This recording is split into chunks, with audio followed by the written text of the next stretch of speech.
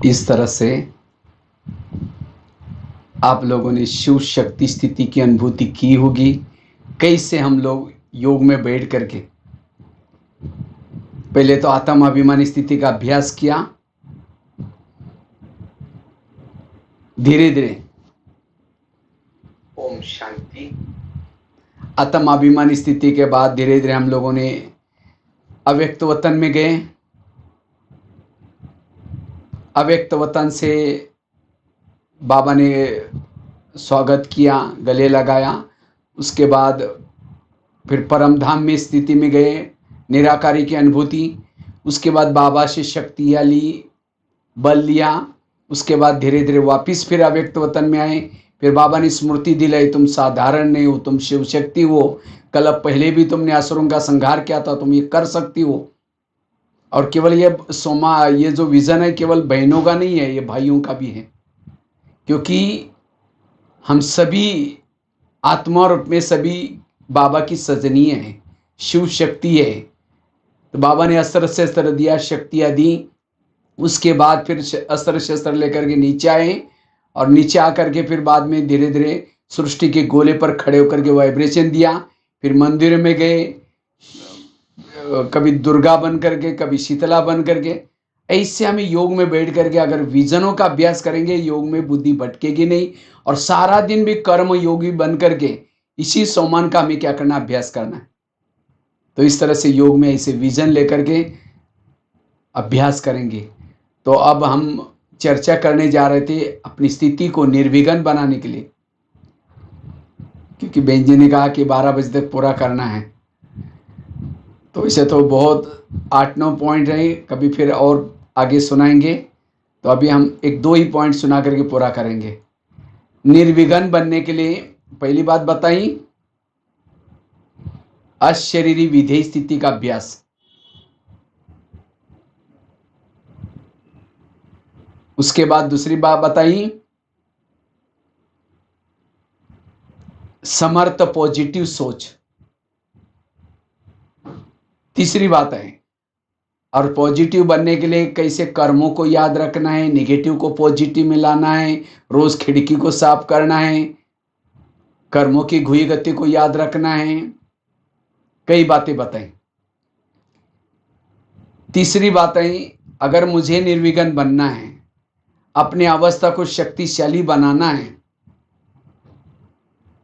इसलिए रोज अपने कर्मेंद्रिय पर क्या करो, संयम रखो। जितना आप कर्मेंद्रिय पर संयम रखते रहेंगे,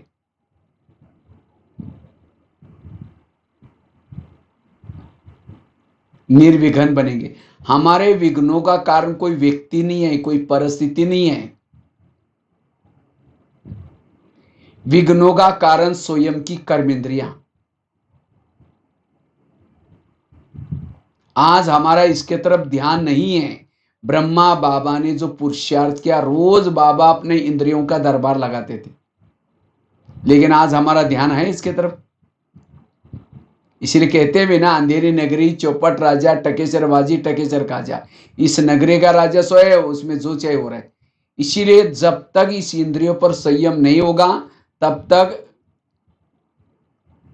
निर्विघ्न नहीं बनेंगे। जैसे बॉर्डर पर रहने वाला कोई दुश्मन से मिला हुआ है, उस देश की हालत क्या होगी। इसी तरह जब तक हमारा इस इंद्रिय पर संयम नहीं है,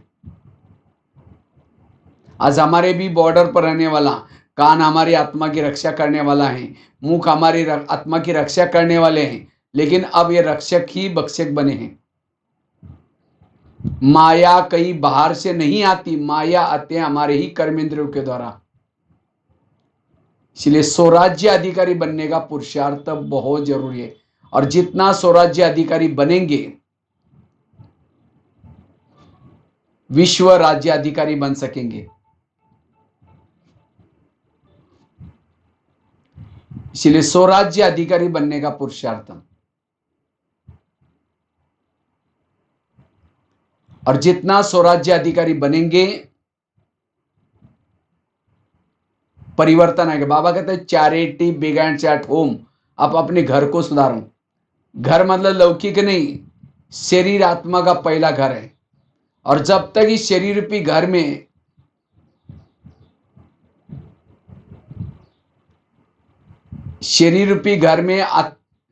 जो रहने वाले कान मुख, ये जब तक ज्ञान में नहीं चलेंगे तब तक विजय नहीं बनेंगे। तो विजयी बनने का आधार है इंद्रियों का संयम।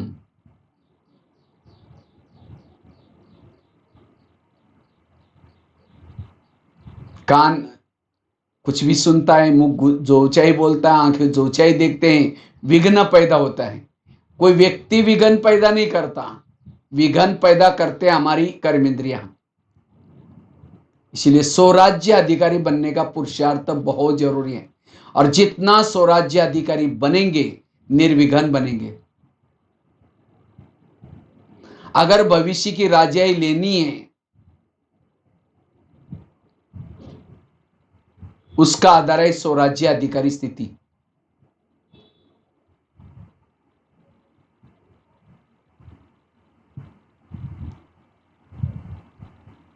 जैसे भारत के बॉर्डर पर रहने वाला कोई दुश्मन से मिला हुआ है, देश की हालत क्या होगी?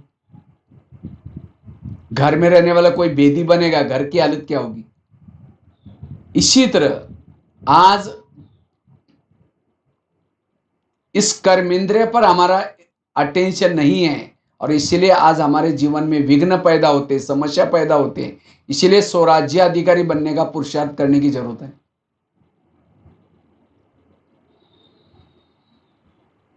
पहले राजा किले में रहते थे, किले के कई दरवाजे रहते थे, कोई भी आता था पूछताछ होती थी, कहां जा रहे, किस लिए जा रहे। इसी तरह इस शरीर भी हमारा किला है, और इसमें रहने वाले कान मुंह आंख ये दरवाजे हैं, लेकिन इस दरवाजे में कोई रोकने टोकने वाला कोई नहीं है। इसलिए बाबा ने यह पुरुषार्थ किया।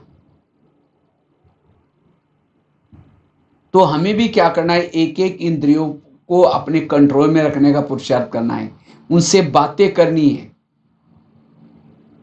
जैसे भारत में अंग्रेज घुसे थे, कैसे आए थे? भारत में नवाबों का शासन था, बंगाल का नवाब, बिहार का नवाब, सूरत का नवाब। अंग्रेज आए, उन्होंने क्या किया, नवाबों के साथ दोस्ती की और दिल्ली के ऊपर अटैक किया। इसी तरह माया रूपी अंग्रेज भी आता है, इस कर्मेंद्र के साथ दोस्ती करता है, और इसीलिए आज हमारे जीवन में प्रॉब्लम्स निर्माण होगी। इसीलिए बाबा कहते बच्चे स्वराज्य अधिकारी बनने का पुरुषार्थ करो, और जितना स्वराज्य अधिकारी बनेंगे उतना निर्विघ्न बन सकेंगे। स्वराज्य अधिकारी वाला ही निर्विघ्न बन सकता है।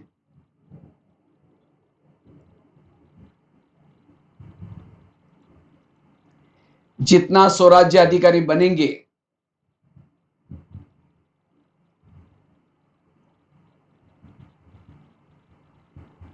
आपका व्यवहार सबको पसंद आएगा, क्योंकि माता बड़ी अच्छी है, ये भाई बहुत अच्छा है। अच्छा है मतलब क्या? उसका इंद्रियों पर संयम है।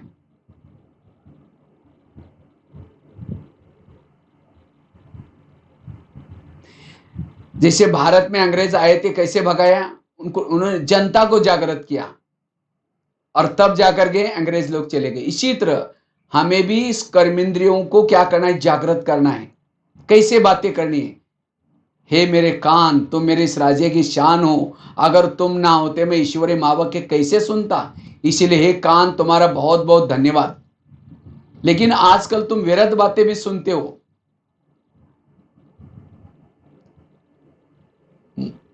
अगर व्यर्थ बातें सुनेगा, मैं तुमको सजा दूंगा।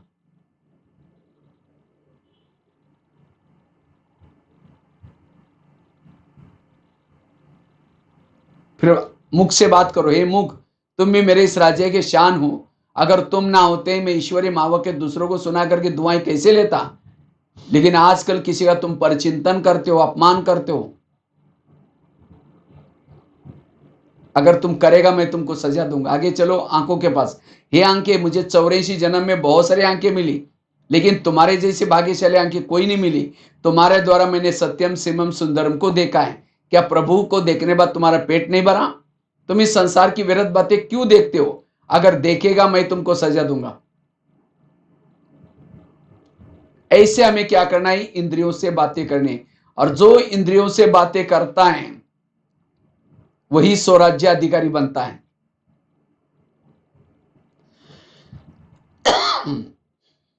इसलिए स्वराज्य अधिकारी बनने का पुरुषार्थ जरूरी है।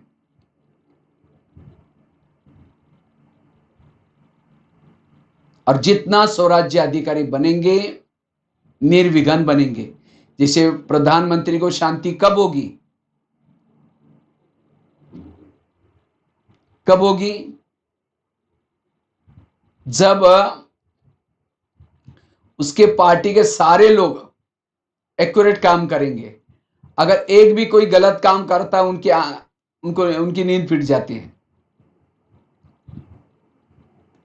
इसी तरह जितना हमारी स्वराज्य अधिकारी स्थिति होगी,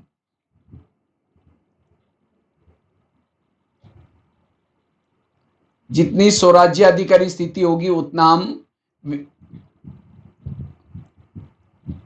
शांति में बैठ सकेंगे। इसलिए वर्तमान समय का पुरुषार्थ है स्वराज्य अधिकारी बनना। ये सवेरे 5 बजे अमृत वेले के बाद ये पुरुषार्थ करो। उसके बाद रात को सोने से पहले फिर पूछो सभी इंद्रियों से।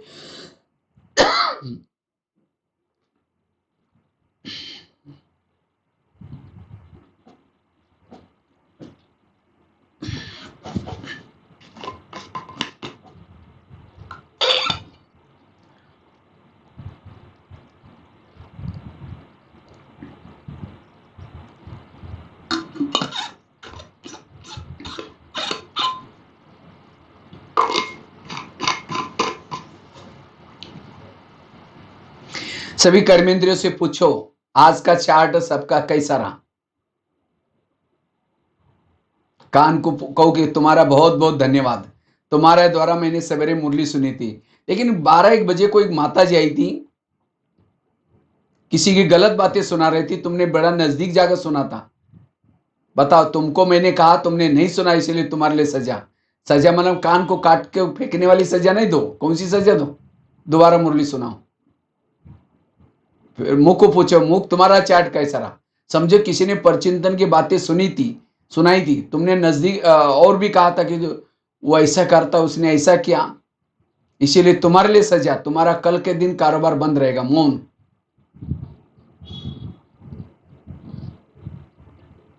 फिर आंखों को पूछे, आंखें तुम्हारा चार्ट कैसा रहा।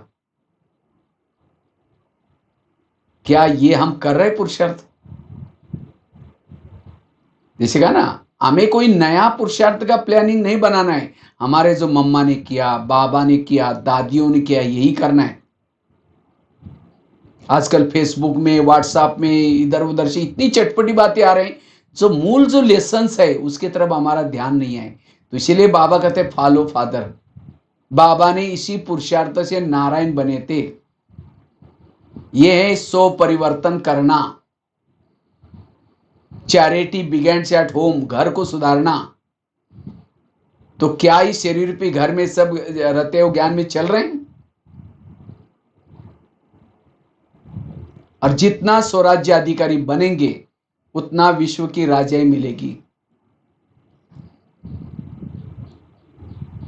इसलिए बाबा कहते बच्चे स्वराज्य अधिकारी बनो।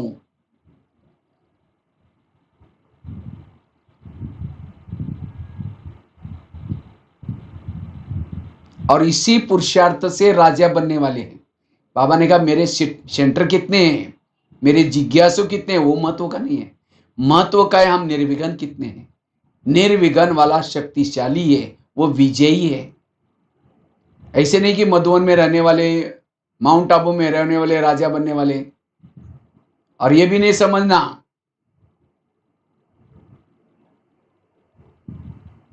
जो बहुत सालों से ज्ञान में चलते मम्मा बाबा को देखा है वो राजा बनने वाले। और ये भी नहीं समझना जो बहुत धन सेवा करते वो राजा बनने वाले। राजा बनने का आधार है स्वयं के ऊपर शासन।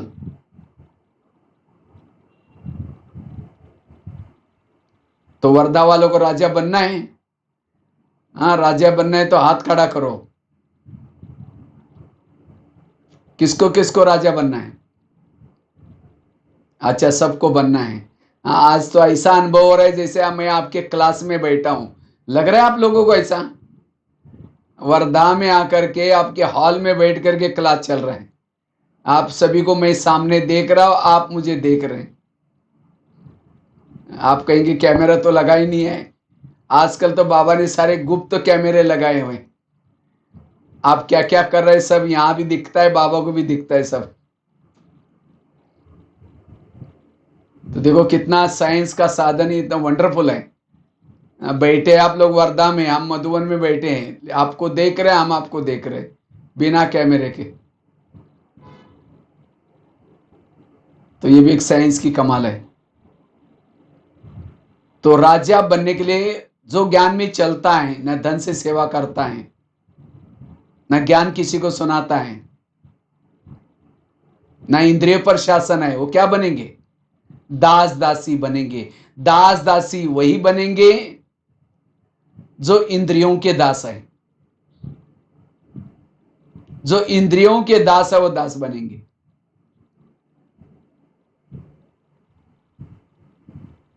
समझो कोई ज्ञान में चलता है,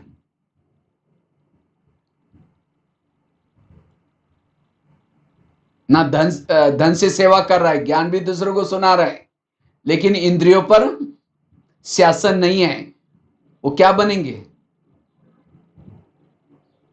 साहूकार बनेंगे। क्योंकि धन से सेवा की थी, ज्ञान दूसरों को सुनाया था, इसीलिए वो साहूकार बना। कोई ज्ञान में चलते हैं,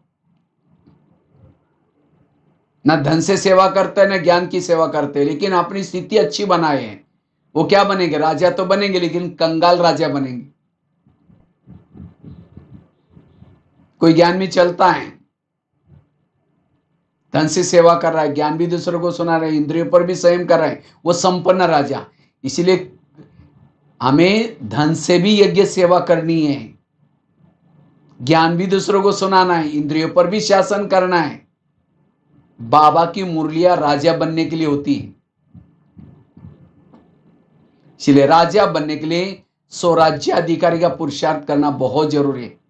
और जो स्वराज्य अधिकारी बनेंगे वही राज्य कर सकते हैं। इसलिए बाबा कहते बच्चे स्वराज्य अधिकारी बनो।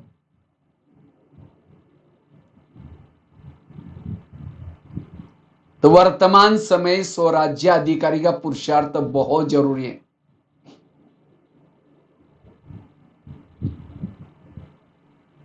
और जितना जो स्वराज्य अधिकारी बनते हैं वही विश्व का राज्य। तो हमारे विघ्नों का कारण, परिस्थिति का कारण, समझो प्रधानमंत्री को कोई गाली देने वाला पत्र लिखा किसी ने, वो पत्र कहां जाएगा? उसके पीए के पास जाएगा।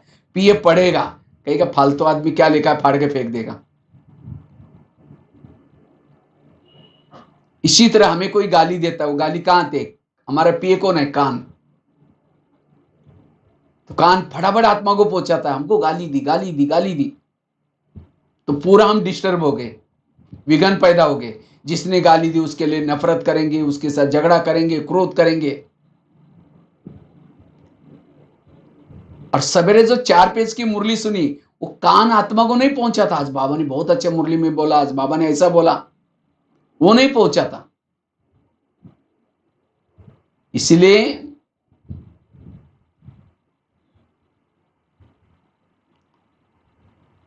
एक एक इंद्रिया आपके सहयोगी चाहिए। इस युद्ध के मैदान में केवल अकेला आत्मा ज्ञान में चलने से विजय नहीं बनेंगे, इंद्रियों का सहयोग चाहिए।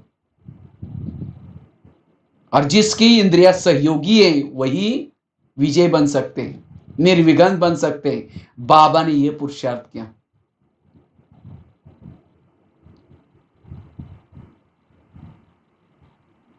यह है सो परिवर्तन। हम दूसरों को देखते हैं, वो क्या कर रहा है, वो क्या करते, वो दूसरों को नहीं देखना, अपनी इंद्रियों पर राज्य करो। और जो इंद्रियों पर शासन करता वो उसकी अवस्था शक्तिशाली, निर्विघ्न, विजय बनती है।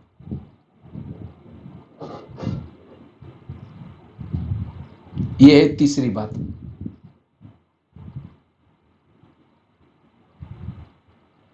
चौथी बात, अगर हमें निर्विघ्न बनना है, शक्तिशाली बनना है, उसके लिए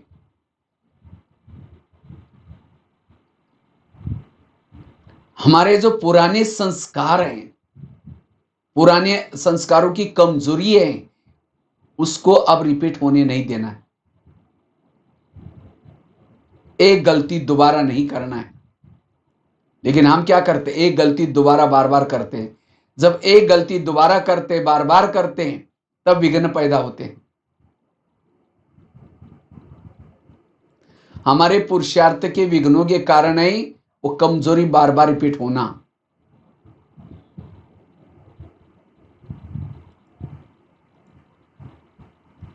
इसलिए बाबा कहते बच्चे एक गलती दोबारा नहीं करो।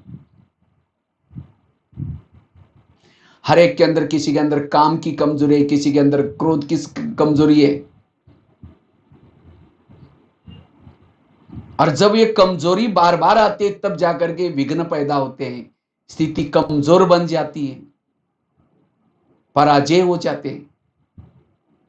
भीष्म पितामह पराजय क्यों हुआ? शिखंडी उसके सामने आया था, और शिखंडी उसके कई जन्म पहले उसने अंबार और अंबालिका को किसी को उठाकर लाया था शादी के लिए, पांडवों के, लेकिन नहीं किया था। इसीलिए उसको श्राप दिया था, मैं तुम्हारा बदला जरूर लूंगी। इसी तरह ये काम विकार, क्रोध विकार, ये भी हमारे लिए शिखंडी है। क्यों? हमने जब दुखी बने थे दोपहर में, तनाव टेंशन में आए थे, इन विकारों का सहारा लिया था, और आप उसको छोड़ रहे तो कहते हैं कि ठीक है, मैं तेरे को दिखाऊंगा। तो चेक करो कि मेरे अंदर कमजोरी का संस्कार क्या क्या है, और उस कमजोर संस्कार को क्या करो, परिवर्तन कर दो। यही कमजोरी आज हमने विघ्न, हमारे जीवन में विघ्न के रूप में आती है, समस्या के रूप में आती है। इसलिए इस कमजोरी का परिवर्तन करना, यह वर्तमान समय का पुरुषार्थ। याद रखना, यही कमजोरी माया के प्रवेशता का गेट बनने वाली है। कईयों को लगता है नहीं, बाबा को भी कभी ये दे देते हैं, नहीं बाबा मेरी ये कमजोरी खत्म हो जाएगी, आप चिंता नहीं करना।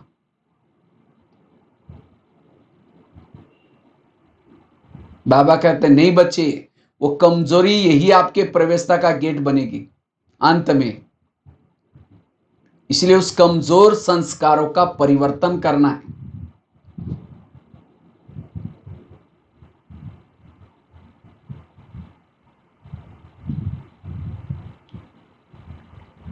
तो चेक करो मेरी बीमारी क्या है,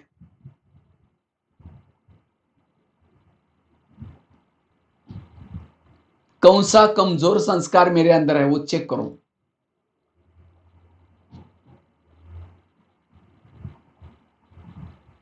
किसी के अंदर काम का विकार संस्कार है, किसी के अंदर क्रोध का है, और उसी के पॉइंट लेकर के अब अगर ये कमजोरी संस्कार रह जाएगा, अंतिम में पराजय हो जाएंगी।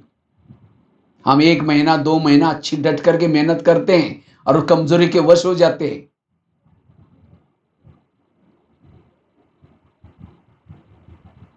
की कमाई चट हो जाती है, विघ्न पैदा होते हैं। इसीलिए अब हमें उस कमजोरी का परिवर्तन करना है। यह है पुरुषार्थ।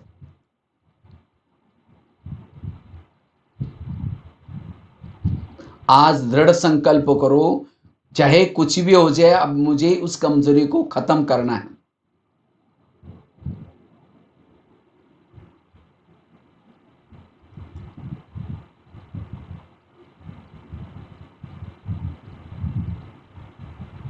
चाहे कुछ भी हो जाए, उसको खत्म करना ही है। उसके लिए आसुरी संघारणी बनो, शिव शक्ति बनो, लेकिन इस कमजोरी को खत्म करो।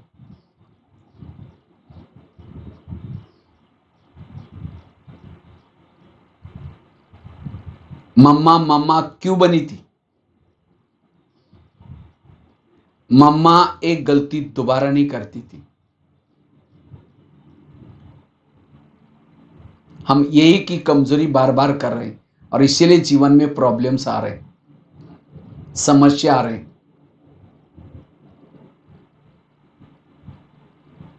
इसके लिए 1 घंटे का चित्र क्लास है, कभी उसके बारे में चर्चा करेंगे। मैं केवल आज का जो टॉपिक आपको बता रहा हूं कि हमें पुरुषार्थ में विघ्न क्यों क्यों आते हैं। पहला तो कारण बताया, देह भान के कारण विघ्न आते हैं। तो इसलिए देही अभिमानी कैसे बनना है, उसके लिए कुछ 2-4 बातें सुनाई। तीसरी बात बताई, दूसरी बताई, जब हम अपने विचारों को, संकल्पों को निगेटिव बनाते, क्यों बनाते, कोई विघ्न डालता है, कोई समस्या निर्माण करता है, कोई सास बन करके तंग करता है, कहते ये क्यों करता है मेरे साथ, लेकिन पिछले जन्म का हिसाब तो हम भूल गए। इसलिए उस समय चुप रहना, सोचना ही नहीं। रोने से, चिल्लाने से तो कम ये खत्म थोड़ी होगी। इसलिए हमें निर्विघ्न बनना है, समर्थ सोच। तीसरी बात बताई, जब कर्मेंद्रियों के अधीन हो जाते तब विघ्न पैदा होते, इसलिए स्वराज्य अधिकारी बनने का पुरुषार्थ।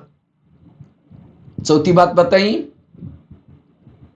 विघ्न क्यों पैदा होते हैं, स्थिति कमजोर क्यों बन जाती है, क्योंकि कमजोरी के वश हो जाते हैं। आजकल माया ने तो अच्छे अच्छे साधन बनाए, कहते अच्छा तुम थिएटर में नहीं आती ना, कोई बात नहीं, मैं तुम्हारे घर में आती हूं। आजकल घर तो क्या, हर एक का जेब आजकल सिनेमा थिएटर बना हुआ है। और ये भी नहीं समझना कि मोबाइल यूज नहीं करना। आजकल कई कई बहनें, मैंने जब पिछले साल जब ऑनलाइन की सेवा शुरू हो गई, कई बहनों को फोन करता था, कहते नहीं नहीं भाई साहब, हम बिल्कुल एंड्रॉयड मोबाइल यूज नहीं करते, हम तो वो नहीं करते। अगर एंड्रॉयड मोबाइल यूज नहीं करेंगे, समाज से दूर रह जाएंगे, क्योंकि आज हमारी मुरली उसके अंदर है, हमारा बिजनेस उसमें अंदर है, कैलकुलेटर उसमें अंदर है, घड़ी उसके अंदर है, सब कुछ उसमें है। अगर यूज नहीं करेंगे तो समाज से दूर चले जाएंगे, ना किसी से कांटेक्ट करेंगे ना कुछ। इसलिए ना उस समाज की सेवा कर सकेंगे। अगर मैं समझता नहीं नहीं मुझे मोबाइल यूज नहीं करना, क्या आप लोगों की सेवा कर सकता था? मैं तो पिछले साल तक एंड्रॉयड मोबाइल नहीं लिया था, लेकिन पिछले साल अचानक ये जब हो गया, और मैं तो कोई पढ़ाई ज्यादा नहीं की, मुझे ये सब कुछ आता नहीं था, लेकिन बाबा ने सब सिखाया। लेकिन स्थिति को पावरफुल बना करके फिर यूज करो। अगर स्थिति कमजोर है, क्योंकि हमारे संस्कार तो बदले नहीं है, अंदर हैं, थोड़ा हवा पानी मिल जाता है, संस्कार बिगड़ जाते हैं। इसलिए जो अमृत वाला अच्छी करता है, क्लास के पहले योग करता है, मुरली अच्छी सुनता है, तब जाकर के उसको अतीन्द्रिय सुख मिलता है, फिर ये साधन उसको आकर्षित नहीं करेगा। नहीं तो कई कुमार बिगड़ती जा रहे, कई माताएं बिगड़ती जा रहे, क्योंकि ये सब चीजें देखने से। इसलिए सावधान रहना है। ये माया ने चक्रव्यूह बनाया, मोबाइल एक चक्रव्यूह है, उसके अंदर फंसा देगी। इसलिए नियम संयम का ध्यान रखना है।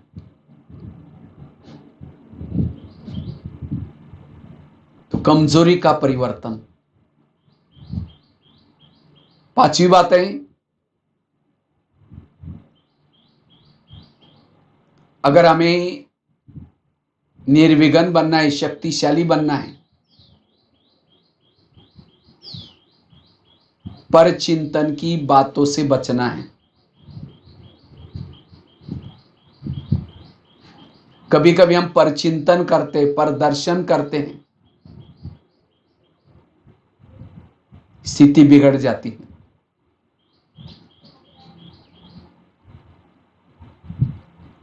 किसी के दोष देखते हैं,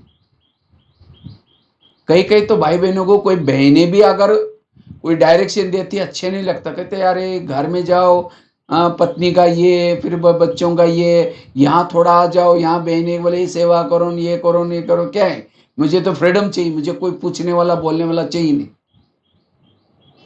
पतंग कहता मैं आकाश छूना चाहता हूं, लेकिन क्या करे, इस व्यक्ति ने धागा पकड़ा हुआ है, ये सेंटर पर नहीं जाओ, इधर नहीं जाओ, वो नहीं जाओ। अरे सब अपने, किसी को पूछने की क्या जरूरत है, कई तो ऐसे भी समझते हैं। लेकिन नहीं, जो निमित्त आत्माएं बने उनके डायरेक्शन अनुसार चलना जरूरी। पतंग कहता मैं आकाश छूना चाहता हूं, लेकिन क्या करे, इस व्यक्ति ने मेरा धागा पकड़ा हुआ है। अगर ये धागा छोड़ देते मैं आकाश छू के जाऊंगा। अगर वो व्यक्ति धागा छोड़ेगा तो क्या हो जाएगा, ऊपर जाएगा, नीचे आएगा, और ही नीचे आएगा। इसी तरह कोई आपको डायरेक्शन देते, कुछ बोलते, ये करते, किसी लिए कहीं टूट ना जाए, अटक ना जाए, टूट ना जाए, इसीलिए हमें कोई बोलने वाला, रोकने वाला, टोकने वाला चाहिए। इसीलिए बाबा कहते बच्चे कभी भी नहीं तो फिर किसी के दो अगर खुला छोड़ देंगे और नीचे गिर जाएंगे। इसलिए कुछ हमारे कायदे, कानून, नियम स्वयं भी बने हैं ना। इसीलिए मेरा धागा किसी के हाथ में चाहिए, मुझे कोई रोकने वाला, टोकने वाला चाहिए, नहीं तो फ्रीडम हो गए तो कई फ्रीडम वाले चले भी गए।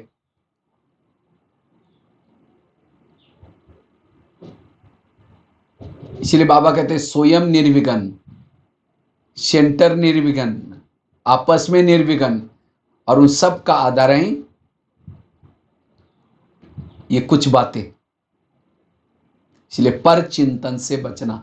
मेरा काम है अपने आप को बदलना, हमें दूसरे को बदलने का ठेका नहीं लेना है। हर एक की विशेषता अपनी है, गुण अपने हैं, कलाएं अपनी। इसलिए पर चिंतन से बचना। पर चिंतन करने वाला, दोष देखने वालों की बुद्धि में ज्ञान नहीं बैठता, उसको नशा नहीं चढ़ेगी।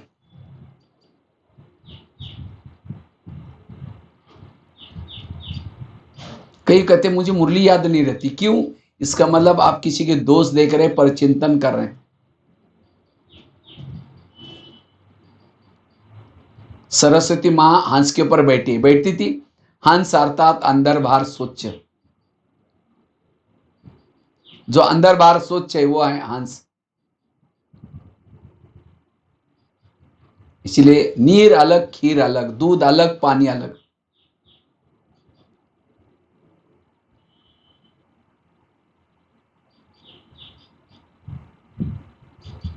कोई कहते हैं हमने करते नहीं, लेकिन कोई आकर के सुनाता है तो क्या करे, क्यों सुनाता है? हम कहते हैं अच्छा और क्या हुआ, और क्या हुआ। वो उठ के भी जा रहे, कहेंगे बैठो ना, चाय पानी पी के जाओ ना।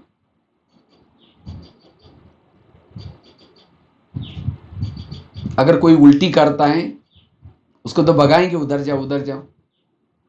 और कोई परचिंतन सुनाता है, कहेंगे और क्या हुआ। परचिंतन भी एक उल्टी है, उल्टी वॉश बेसिन में की जाती है। तो परचिंतन किस में सुनाते हैं? कान में। कान कोई वॉश बेसिन तो नहीं है ना। कान का आकार कैसा है? सुंदर वॉश बेसिन है, एक नली भी है। अगर परचिंतन की बातें सुनेंगे तो नली से दिल में जाएंगी, दिल में बाबा बैठा है, वो नहीं बैठ सकेगा। इसलिए ना सुनना है ना किसी को सुनाना है, ये धारणा करनी है, तब निर्विघ्न बन जाएंगे। इसीलिए बाबा कभी मुरलियों में कहते हैं बच्चे झगमई झगमई नहीं करो, परचिंतन नहीं करो।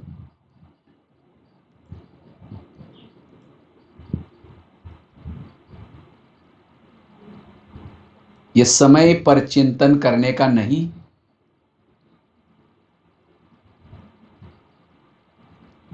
ये वर्तमान का समय सोचिंतन करने का है,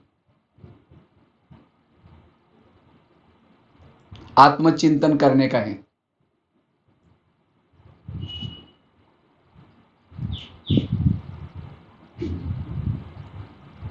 आज ही कुछ होने वाला था, लेकिन बाबा ने क्या किया? आज ही कुछ ना कुछ होने वाला था, लेकिन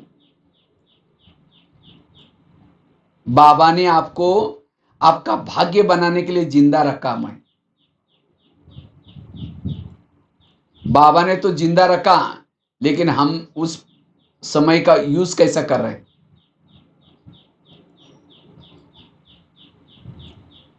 इसलिए बाबा कहते बच्चे पर चिंतन से बच रहो। ये परचिंतन करने के लिए बाबा ने समय नहीं दिया। अगर परचिंतन करेंगे,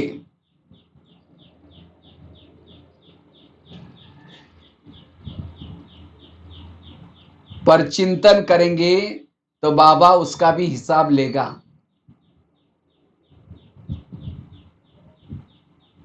कहेगा मैंने तुमको जिंदा रखा था, तो भी तुमने क्या किया, उसका उपयोग परचिंतन करने में किया।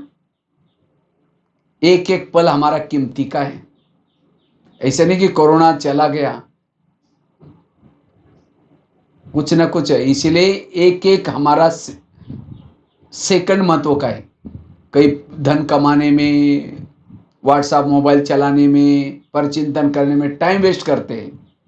अभी हमें टाइम वेस्ट नहीं करना। अपने कमियों को देखो, क्या मैं एक सेकंड में अशरीरी बन सकता हूं?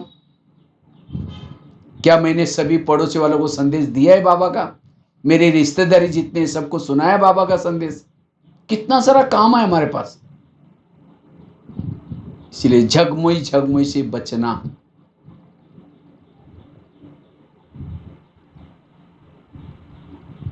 इससे निर्विघ्न शक्तिशाली बनेंगे। तो कितनी बातें बताई?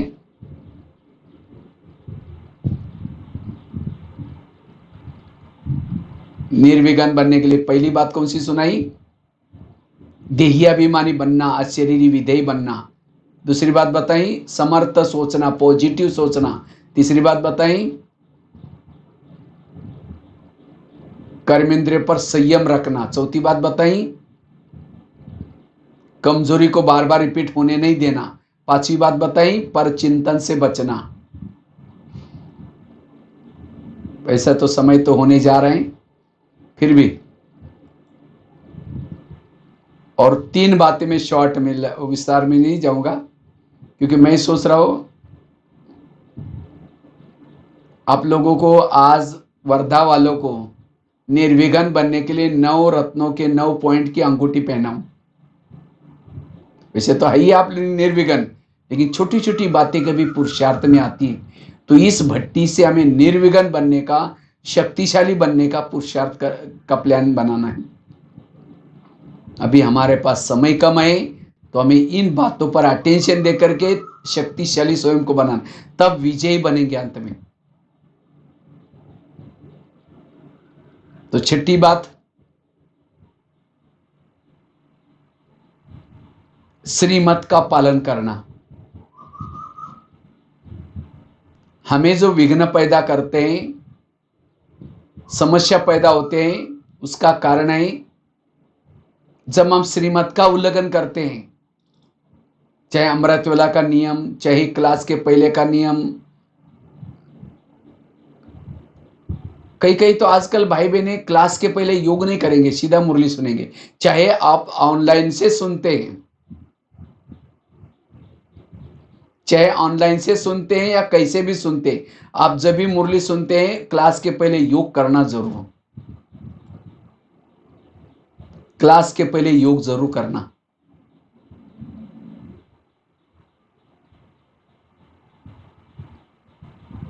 अभी अगर लॉकडाउन खुल जाता है तो सेंटर पर जैसे भी आपके वहाँ की जो सुविधाएं, उस अनुसार जब आएंगे तो, लेकिन समझो मुरली 7 बजे चलते हैं, 6:30 बजे पहुंचना है सबको। और आधा घंटे का योग करके फिर मुरली के माँ बाप के सुनो, नशा चढ़ जाएगी। मैंने तो और कुछ पुरुषार्थ नहीं किया, मैं तो चाहे कारोबार कितना भी हो, लेकिन आधा घंटे का योग का चार्ट, जब भी कई क्लास में मुरली सुनने के लिए जाता था, योग किया, और उससे से मुरली का बहुत अच्छा ग्रहण होता था। और मुरली पैड पर ऐसे लिखता था, आप लोग देखते हैं मधुबन में भी लिखते थे, उससे मुझे बहुत अच्छा आनंद आता था। खेती में बीज डालते हैं, पहले हल चलाया जाता है, फिर बीज डालते हैं। इसी तरह हमारे भी बुद्धि में ज्ञान डालने से पहले हमें आधा घंटे का योग करना है। उसके लिए बहाना नहीं बनाना है। बच्चे स्कूल में जाते हैं, दुकान खोलना पड़ता है, हमें जरूर क्या करना है, इसका ध्यान देना है। तब आपकी स्थिति पावरफुल बन जाएगी, शक्तिशाली बन जाएगी। और उसके बाद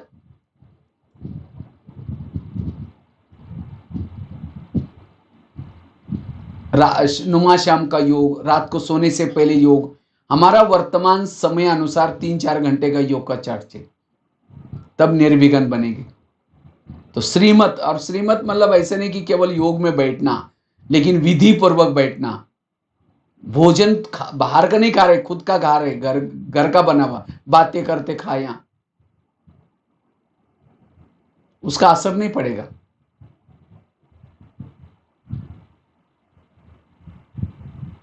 मुरली सुनी लेकिन योग बिना करके सुनी, सारा दिन मुरली अनुसार चले ही नहीं, तो श्रीमत मतलब केवल उसको पालन नहीं करना, लेकिन उसका श्रीमत का अर्थ है उसके अंदर के हर विधि पूर्वक करना हर कर्म। और जितना श्रीमत प्रमाण चलेंगे बाबा प्यार करेगा। जैसे कोई माँ बच्चों को प्यार करते है, कब करते है? जब वो बच्चा माँ का कहना मानता है, सवेरे जल्दी उठाते हैं, अच्छे कपड़े पहनाते हैं और कई डायरेक्शन देते हैं, देखो बेटा कपड़े गंदे नहीं करना, पढ़ना, लड़ना नहीं, झगड़ना नहीं। और बच्चा जाता है, लड़ता है, झगड़ता है, कपड़े गंदे करता है, मम्मी क्या करेगी? किचन से जाएगी, मैंने जो उसको कहा वो किया ही नहीं। इसलिए हमें बाबा जो कहता है वो करना।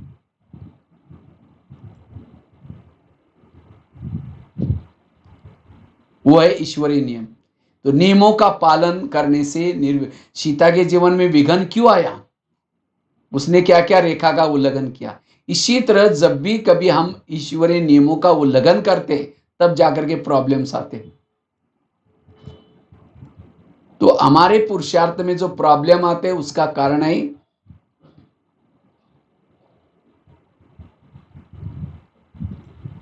ईश्वरीय नियमों का उल्लंघन करना। यह है छठी बात। सातवीं बात,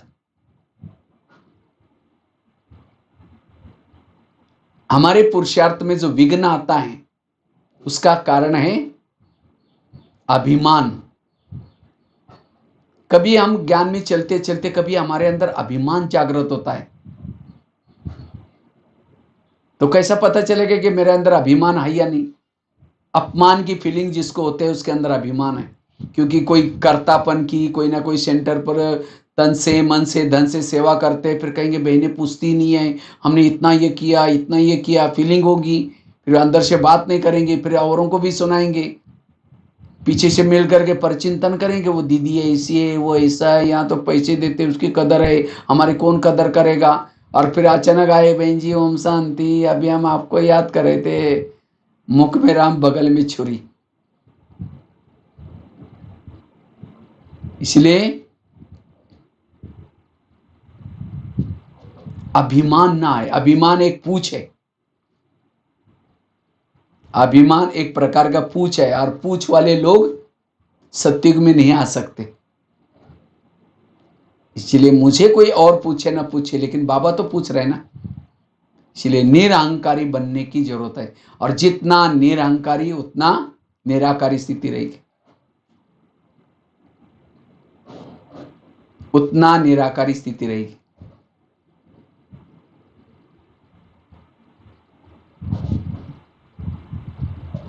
वैसे तो देखा जाए तो बाबा ने भी जाते जाते 3 शब्द बताए, बच्चे निराकारी बनो, निर्विकारी बनो, निरहंकारी बनो।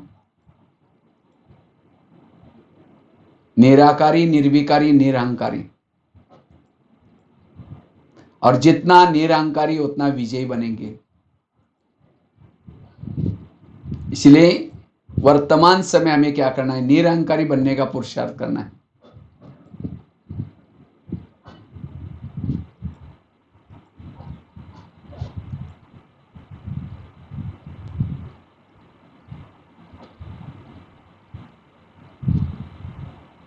जैसे मैंने अपने जीवन की कहानी सुना है आपको। गांव में रहते थे, 11 साल के बाद स्कूल में गए थे, लेकिन आज जो मेरे जीवन में जो भी कुछ कलाएं आई, विशेषता, ये सब बाबा ने मुझे दी हुई है। मैं हम तो कुछ नहीं जानते थे। जैसे बता ना, जब हम सेंटर पर आए थे तो मधुबन में आए, तो बहनों ने क्या किया, किसी भाई ने मेरी टिकट बना करके मुझे, वो महाराष्ट्र वाली टोपी पहनता था, गांधी टोपी, और हाफ कुर्ता था, वो खाकी चड्डी थी, स्कूल के ड्रेस में सेंटर पर जाते थे, वो भी फटा हुआ ऐसा पकड़ करके बैठता था।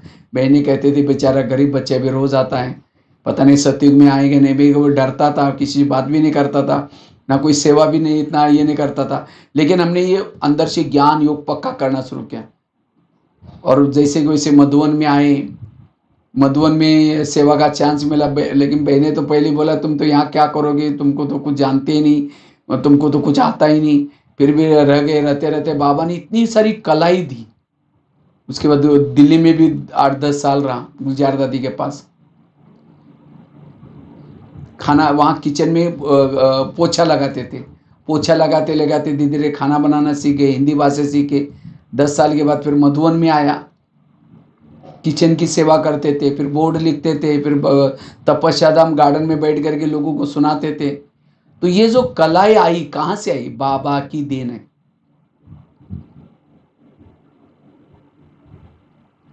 अगर मैं कहूँ कि मैं करता हूँ, मैं इंजीनियर, मैं बहुत अच्छा ये हूँ, लेखक हूँ, किचन में सेवा संभालता हूँ, इतना पुराना हूँ, क्लासेस कराता हूँ, ये सब बाबा की दी हुई कला है। मैंने अपने जीवन में एक कहानी याद रखी। एक व्यक्ति ने गधा पाला था और एक नया मकान बनाया था, मकान शिफ्ट करना था। तो उसको लगता है इतना सारा सामान कैसे लेके जाऊं, बहुत खर्चा हो जाएगा। तो फिर भी क्या करता है, गधे पर रख करके शिफ्ट किया। लेकिन ये मूर्ति बची थी, मूर्ति को कैसे लेके जाऊं? सोचे चलो कोई बात नहीं, गधे पर लग करके लेके जाएंगे, ढक देंगे। तो जब लेके जा रहा था, गधा चलते चलते मूर्ति के ऊपर का वो हट गया, एक कपड़ा ढाका था वो हट गया। तो मूर्ति को देखते नमस्ते करना शुरू करते लोग। जब नमस्ते करते, गधे को लगता है नमस्ते मुझे कर रहे हैं। गधे को नमस्ते नहीं करते, मूर्ति को नमस्ते कर रहे थे। इसी तरह आज हम भी क्या थे, लेकिन आज बाबा के कारण हमारा सम्मान हो रहा है। जब हम कभी सेंटर पर जाते हैं, 8-10 दिन सेवा करते हैं, तो बहनें खुश होकर के बहुत अच्छा वो सम्मान करेगी, ताज पहनाएगी, ये करेगी। उसके बाद मधुबन के लिए कुछ भंडारी भी देंगे। तो ये भंडारी कोई मेरा क्लास सुन करके नहीं दे रहे, सम्मान मेरा नहीं हो रहा है। मैं एक मधुबन निवासी हूँ, समर्पित का बैच पहना हुआ, इसीलिए सम्मान हो रहा है।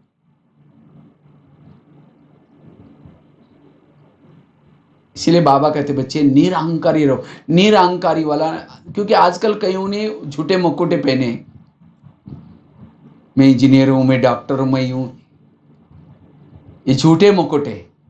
इसीलिए दादी जानकी जी हमेशा कहती थी मैं कौन और मेरा कौन। इसीलिए इस निरअहंकारी स्थिति बहुत जरूरी है। और जितना निरअहंकारी स्थिति में रहेंगे, उतनी आपकी निराकारी स्थिति ऑटोमेटिकली आएगी। निराकारी स्थिति वर्तमान समय की बहुत आवश्यकता है।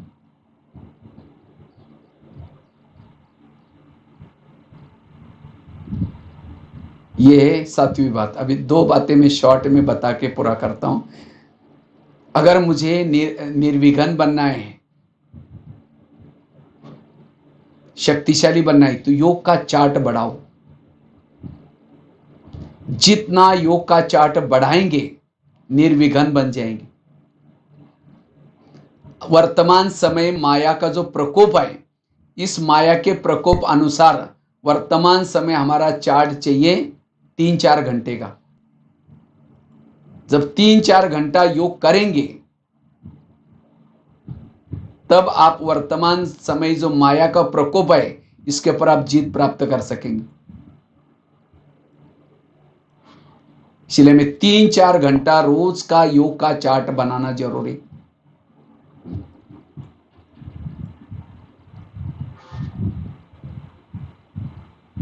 क्योंकि योग से ही हम पावन बन जाएंगे, हमारे में ताकत आ जाएगी। लेकिन वो योग विधि पूर्वक चाहिए। कईयों का योग लगता ही नहीं, कहते योग लगता ही नहीं। क्यों नहीं लगता? इसकी जो बातें बताए ना, योग में माया आते हिलाती नहीं। लेकिन अगर सारा दिन आपने परचिंतन किया, योग नहीं लगेगा। अगर सारा दिन आप आत्मिक स्थिति में नहीं रहे, योग नहीं लगेगा। सारा दिन श्रीमद् प्रमाण नहीं चले, योग नहीं लगेगा। ये जो योग के विघन है, यही विघन है जो आपको बताया। पुराने संस्कार के वश हो गए, योग नहीं लगेगा। तो अगर कर्मेंद्रियों के वश है, योग नहीं लगेगा। सारा दिन निगेटिव संकल्प सोचे, मन भारी होगा, बुद्धि सोचे, योग नहीं लगेगा। तो ये विघन योग में पड़ने वाले, यही विघन आपको याद दिलाए। अगर ये सब बातें आपके पास है, आपका योग अच्छी तरह लगेगा। इसलिए योग का चार्ट बढ़ाओ। ये जो लॉकडाउन का समय मिला था, योग का चार्ट बढ़ाने के लिए मिला था।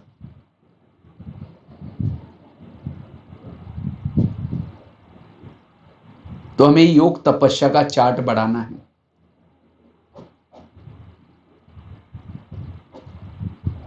इससे आप शक्तिशाली बन जाएंगे, निर्विघ्न बनेंगे, विजयी बनेंगे। और लास्ट की बात है,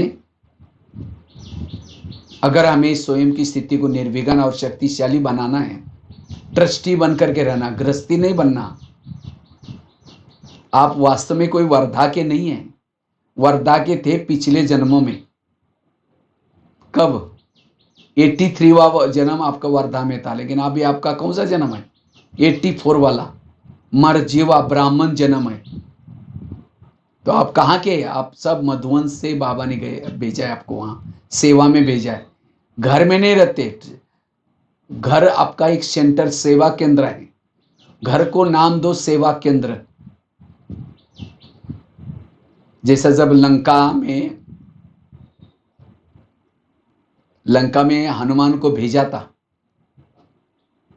कैसे भेजा था? सारी सेना समुद्र किनारे पर बैठी थी, राम बैठा था, लक्ष्मण बैठा था, और बाकी बंदर सब बैठे थे, और हनुमान को भेजा था किसी लिए? सीता को खोज करने के लिए। इसी तरह यहां इस सृष्टि पर राम आए हैं परम धाम से, और माउंट आबू में डेरा डाला हुआ है। बहुत सारे टेंट लगे, मकान क्या है, और यहाँ डेरा डाल करके आपको वहां भेजा है। कहाँ? आपकी ड्यूटी है जो वर्धा के में आत्मारूपी सीता ही वहां कोई रावण ने चुरा कर रखी होंगी, वहां खोज करने के लिए। जब कई ऑफिस में जाते हैं, घर में जाते हैं, इधर उधर जाते हैं, मार्केट में जाते हैं, ये नहीं समझो कि मार्केट में जा रहा हूँ, ऑफिस में जा रहा हूँ, मैं सीताओं को ढूंढने के लिए जा रहा हूँ, मैं हनुमान हूं, माउंट आबू से आया हूं। इस नशे में चलो, कर्म योगी रहेगी, शक्तिशाली स्थिति रहेगी।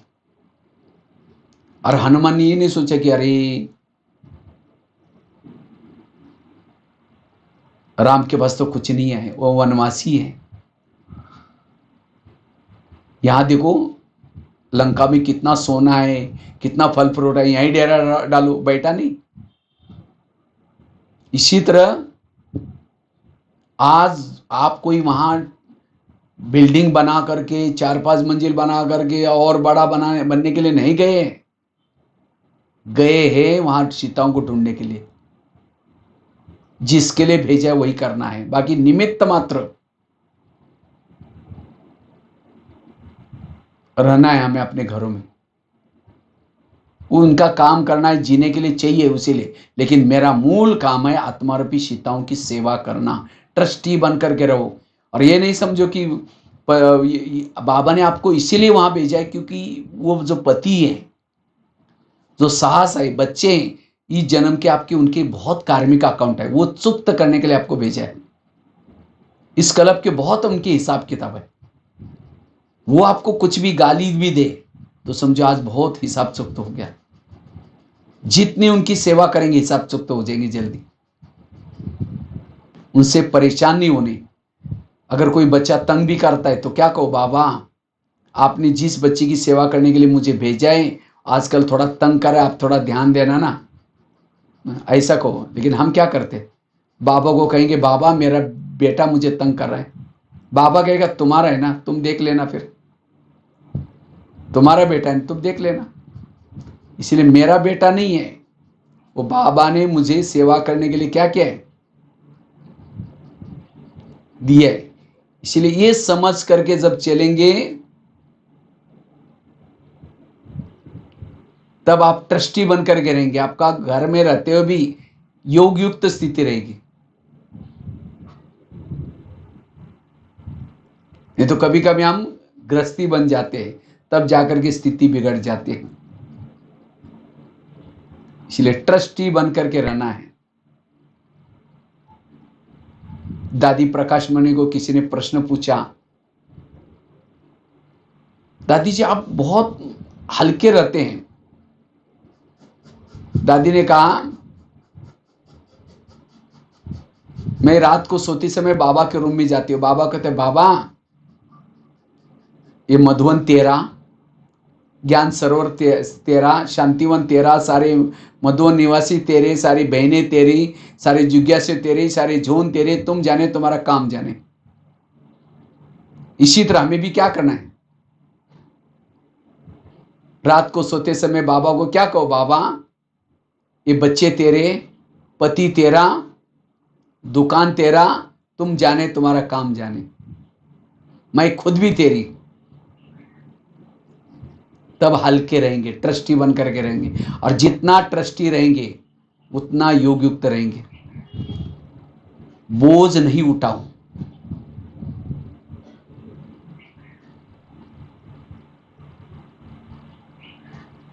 एक माता जी खेती में गई, सब्जियां वो निकाली, फल फ्रूट निकाली, गठड़ी बड़ी होगी, जैसे ही वैसे रोड पर आई, कहते मेरे को कोई लेके चलो, लेके कोई रोकता ही नहीं, गाड़ियां फाट जा रही थी। तो एक गाड़ी वालों को दया आई, बेचारी बूढ़ी आई, इतना बड़ा गठड़ी है, तो उसने क्या किया, गाड़ी में बिठाया, चल पड़ा। अचानक रास्ते में उसको याद है, मैंने इसको पूछा ही नहीं कि कहाँ उतरना है। तो ड्राइवर गाड़ी को स्लो करके पीछे मुड़कर कहता, माता जी आपको कहाँ उतरना है? तो पीछे मुड़कर देखा तो उसने गठड़ी तो अपने सिर पर रखी है। कहा कि माता जी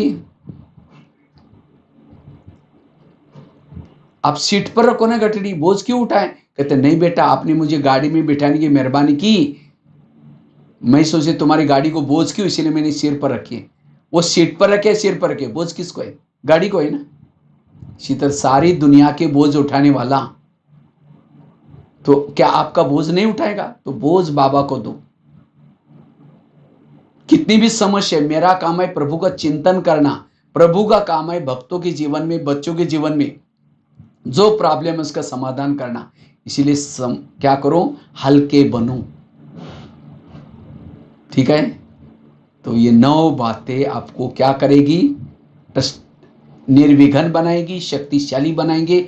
यह है वर्तमान समय का पुरुषार्थ।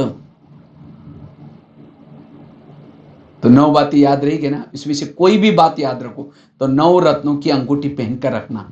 इसमें से कुछ भी होता है तो एक बात को याद करेंगे तब भी प्रॉब्लम खत्म हो जाएगी। पहली बात बताई, बार बार रिपीट किया हुआ आपको।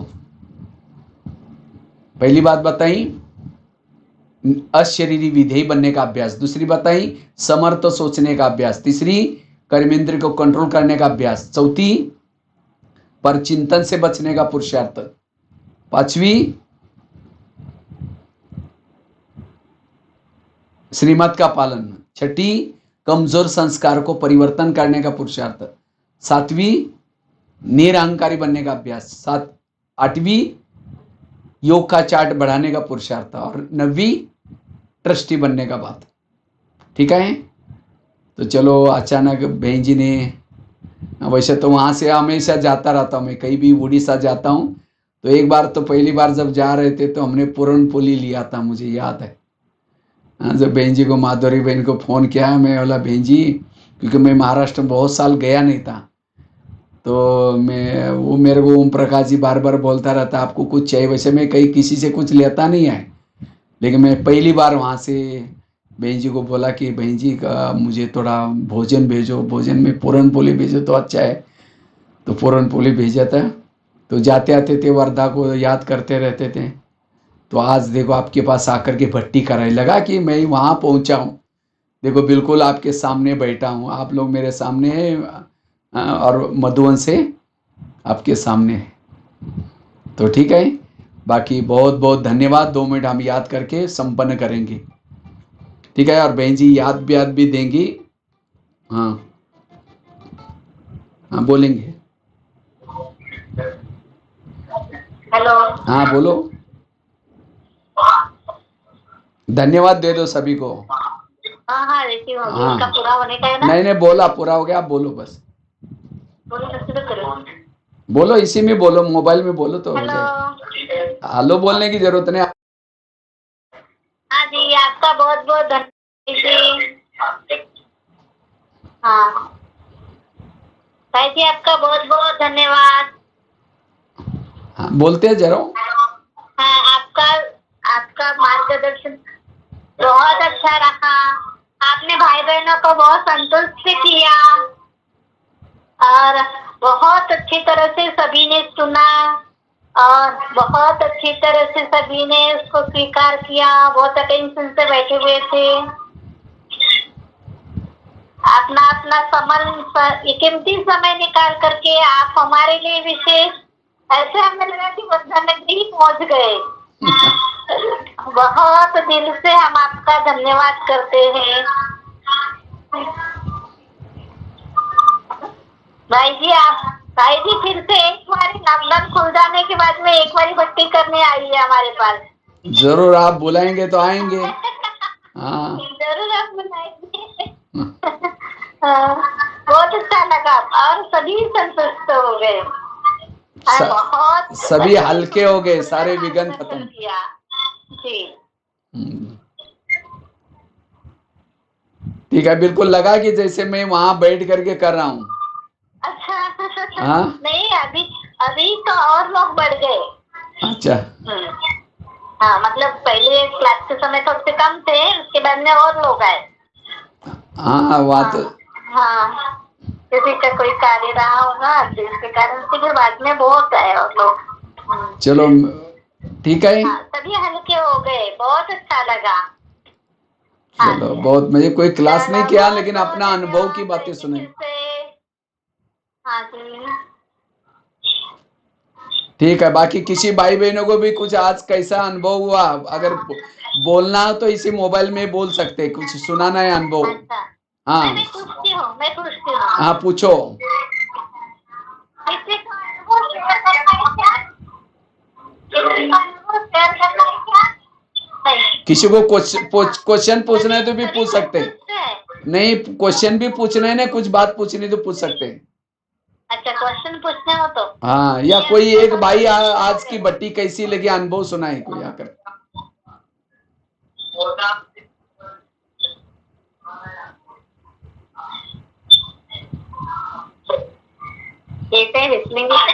कोई एक जन आकर के अनुभव सुनाए, आज की भट्टी कैसी रही। योग भी लगाया, योग की भी किया, बाकी पॉइंट भी सुनाए। एक भाई कोई सुनाए या कोई माता भी सुना सकते हैं।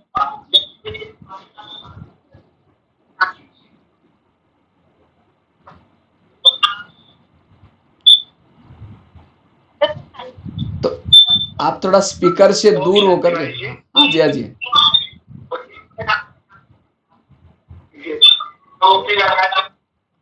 आवाज नहीं आ रहा आपका। ओम शांति भाई जी। हाँ जी हाँ जी। आज की भट्टी बहुत अच्छी रही। हाँ जी। और बहुत ही अच्छा अनुभव रहा। अशरीरपन का भी अनुभव बहुत अच्छा रहा और जो ड्रिल कराई उसका भी बहुत लाभ हुआ। हाँ जी।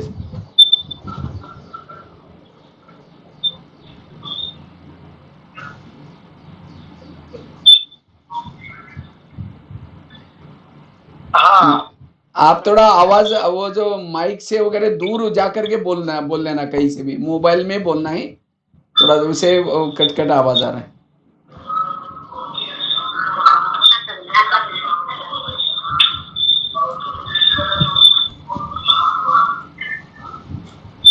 और आपने जो ज्ञान की जो धारणाएं जो बातें बताई है, वाकई बहुत सारे उसमें जो पॉइंट है, तो उससे काफी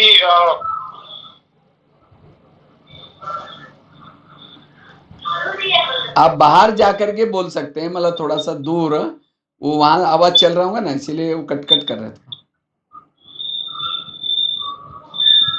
तो आज के इस आपके जो भट्टी का कार्यक्रम था, उससे सभी हम उसका बहुत ही लाभ हुआ है। चलो ठीक है, चलो अच्छा है, मतलब लाभ हुआ सभी को। ठीक है जी जी जी। और एक बात विशेष रही कि सभी के जो विघ्न थे, आप भगवान स्वयं आकर सभी को विघ्नों से हर लिया है। हाँ, गणेश जी है ना, गणेश जी। आपका बहुत बहुत धन्यवाद, बहुत बहुत शुक्रिया। हाँ जी हाँ ओम जी। शांति। ठीक है, ओके, ओम शांति।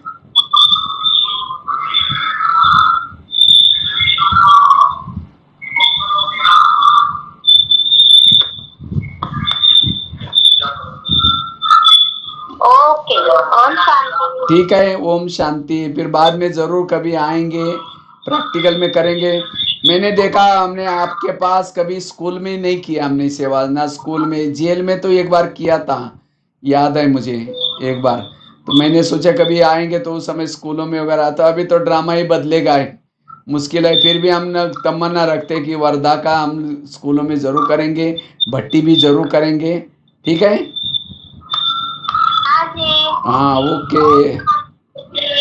चलो, हाँ अभी थोड़ा 3 मिनट अच्छी तरह योग करेंगे, उसके बाद पूरा करेंगे। ठीक है, ठीक है, योग करेंगे। हाँ योग करके फिर संपन्न करेंगे। चलो ओके, ओम शांति।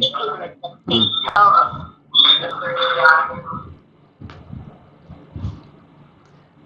सभी 2 मिनट बाबा को थैंक्स देंगे और पूरा करेंगे।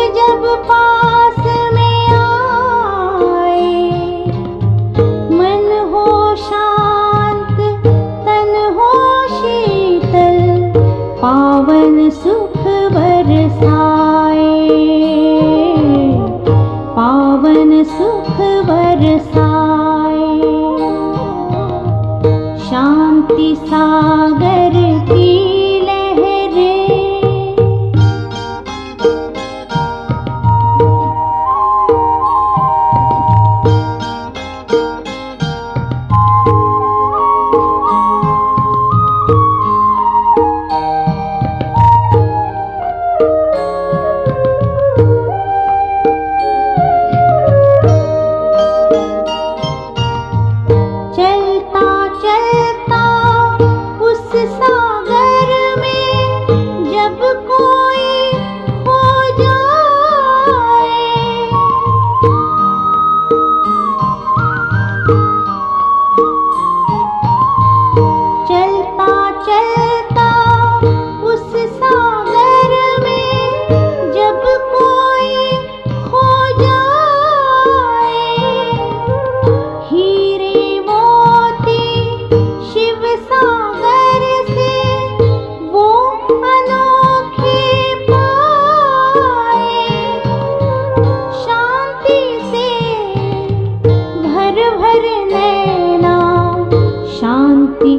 सबको लुटाए, शांति सबको लुटाए। शांति सागर की लहरें,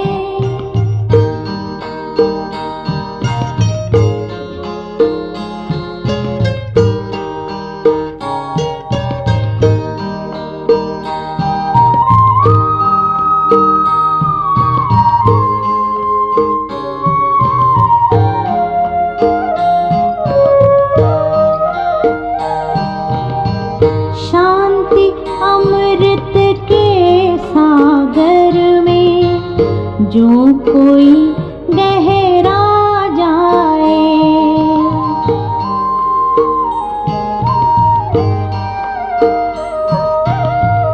शांति अमृत के सागर में जो कोई गहरा